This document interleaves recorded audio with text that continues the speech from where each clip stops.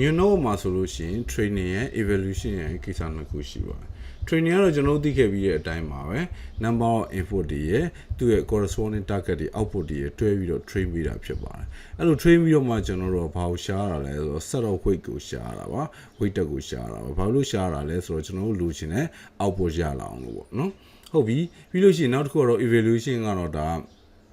ကျွန်တော်ရဲ့ algorithm ဘယ်လောက်ကောင်းလဲချင့်တွက်တဲ့သဘောပါပဲเนาะအဲ့တော့ new input အသစ်တစ်ခုထည့်ပြီးတော့เนาะကျွန်တော်တို့မျှော်လင့်ထားတဲ့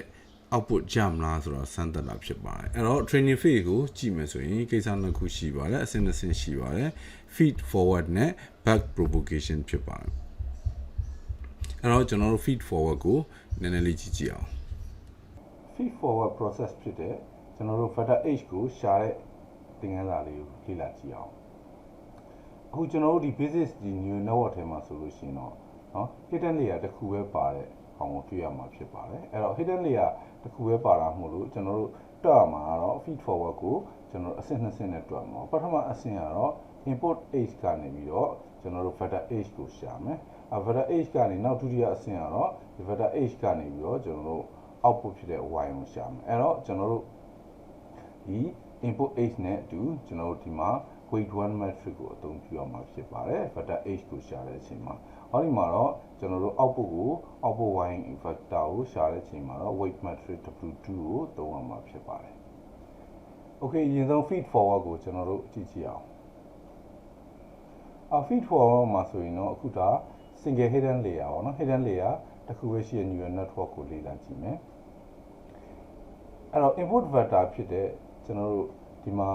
neuron h ကိုကျွန်တော်တို့က hidden layer ရအောင်လို့ weighted တန်ဖိုးတွေနဲ့တွက်ရမှာဖြစ်သလို hidden layer ကနေပြီးတော့ output တန်ဖိုးတွေရအောင် weighted တန်ဖိုးတွေဖြစ်တဲ့ w2 တွေနဲ့ကျွန်တော်တို့တွက်ရမှာဖြစ်ပါတယ်အဲ့တော့ပထမအဆင့်အနေနဲ့ကျွန်တော်တို့က h ကိုအရင်ရှာမယ် vector h ပေါ့နော်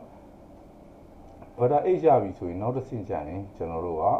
output y ကိုရှာမှာဖြစ်ပါတယ်အဲ့ဒါဆိုရင် step 1နဲ့ step 2နှစ်ခါတွက်ရမှာပေါ့နော်အဲ့တော့ဒါက vector matrix multiplication လုပ်ပြီးတော့ကျွန်တော်တို့တွက်လို့ရပါတယ် input တွေကိုweighted matrix တွေနဲ့မြှောက်ပြီးလို့ရှိရင်သူနဲ့သက်ဆိုင်ရာ layer တွေကိုရလာပါလိမ့်မယ် step 1ကိုကြည့်အောင် vector h ကိုဘယ်လိုရှာမလဲပေါ့နော်အခုဒါဆိုရင် input neuron တွေက n အရေအတွက်ရှိပါတယ်เนาะ output ဖြစ်တဲ့ဒီဘက်က hidden layer ကတော့3ခုပဲရှိပါတယ်အဲ့တော့ h input ပေးထားမယ်ကျွန်တော်တို့ကဘာကိုရှာမှာလဲဆိုတော့ vector h ကိုရှာမှာဖြစ်ပါတယ်အဲ့ခါကျတော့ကျွန်တော်တို့ weighted တန်ဖိုးတွေကိုသုံးဖို့လိုပါပြီ w11 ဆိုတာက h1 နဲ့ h1 ကိုဆက်သွယ်ထားတာပါ w13 ဆိုတာကတော့ h1 neuron ကနေပြီးတော့ h3 neuron ကိုဆက်သွယ်ထားတာပါအဲ့လိုပဲ w21 ဆိုတာ h2 ကနေ h1 ကိုဆက်သွယ်ထားတာပါအဲ့ဒီလိုပဲရှိတဲ့ဒီ neuron တွေက input layer ကနေပြီးတော့ hidden layer ကိုဆက်သွယ်ထားပါတယ်အဲ့တော့ကျွန်တော်တို့က h ကိုရှာမယ်ဆိုလို့ရှိရင် h input vector ကိုကျွန်တော်တို့ကသုံးမယ်ပြီးရင် weighted matrix ကိုသုံးပါမယ်เนาะ weighted matrix ကိုသုံးပြီးလို့ရှိရင်ကျွန်တော်တို့က vector matrix product လုပ်ပြီးခြင်းအဖြစ် h prime ကိုရမှာဖြစ်ပါတယ်အဲ့တော့ဒီမှာလေ့လာကြည့်မယ်ဆိုလို့ရှိရင်ဒီဘက်ကweighted matrix က n row ရှိပြီးတော့ column အရေအတွက်ကတော့3 column ရှိပါတယ်ကျွန်တော်တို့ hidden layer မှာ3 neuron ရှိရလေအဲဒါကြောင့်3 column မှာ n row ကတော့ h input number အရေအတွက်ရှိသလောက်တူတူပဲဖြစ်ပါတယ်အရေအတွက်တူတူပဲဖြစ်ပါတယ်အောက်မှာဆိုရင် h prime လို့ရေးထားပါတယ်ဟုတ်ပြီအဲ့တော့ဒီကောင်ကိုဖြန့်ရေးလိုက်မယ်ဆိုလို့ရှိရင် h1 prime က h1 နဲ့w11 plus h2 plus w21 စသဖြင့် vector matrix multiplication လုပ်ထားတာကိုတွေ့ရမှာဖြစ်ပါတယ်ဒီနေရာမှာ prime ပါနေရပြန်เนาะ h prime ဆိုတာဘာအဓိပ္ပာယ်လဲဆိုတော့တွက်တာမပြီးသေးဘူးလို့အဓိပ္ပာယ်ရပါတယ်เนาะကျွန်တော်တို့ဒီအိစာကိုအဆုံးသတ်ဖို့အတွက်တွက်ချက်မှုပြီးဆုံးအောင်လုပ်ဖို့ activation function တစ်ခုကိုသုံးပြီးတော့မှာဖြစ်ပါတယ်အဲ့တော့ finding vector h ကဆိုလို့ရှိရင် activation function ကိုသုံးရမှာဖြစ်ပါတယ်အဲ့တော့ activation function ကိုကျွန်တော်တို့သုံးပြီးတော့ဒီနေရာမှာတော့ activation function ကို find လို့ရေးထားပါမယ် field လို့လည်းတန်းထွက်လို့ရတယ်เนาะအဲ့တော့ find out vector h နဲ့ w ကို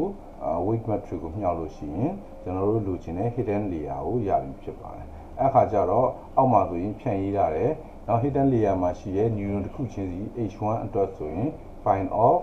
အောက်ကဟာတော့ summation of parametric multiplication ပေါ့နော်ဒါပါပဲအဲ့တော့ဒီ activation function တွေအကြောင်းတော့ neural network ကိုလေ့လာတဲ့အချိန်မှာအသေးစိတ် activation function မျိုးလေ့လာမှာဖြစ်ပါတယ်ကျေးဇူးတင်ပါတယ်